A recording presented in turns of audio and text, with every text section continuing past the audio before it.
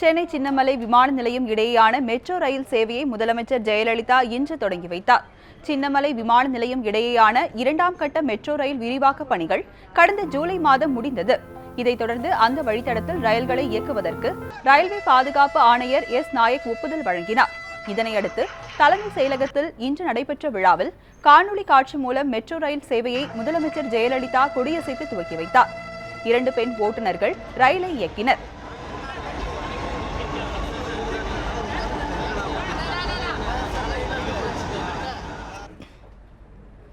நிகழ்ச்சியில் பேசிய முதலமைச்சர் ஜெயலலிதா, சென்னை மாநகர போக்குவரத்து மேம்பாட்டில் மெட்ரோ ரயில் சேவை புதிய மாற்றத்தை கொண்டு வந்திருப்பதாக குறிப்பிட்டார். இந்த ஆண்டு இறுதிக்குள் மெட்ரோ ரயில் சுரங்க வழித்தட பணிகள் நிறைவடையும் என்றும் அவர் நம்பிக்கை தெரிவித்தார்.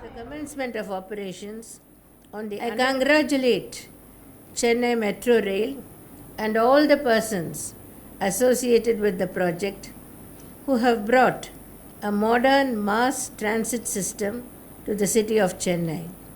Like the residents of the city, I look forward to the commencement of operations on the underground section of the metro rail, which I am confident will be before the end of 2016.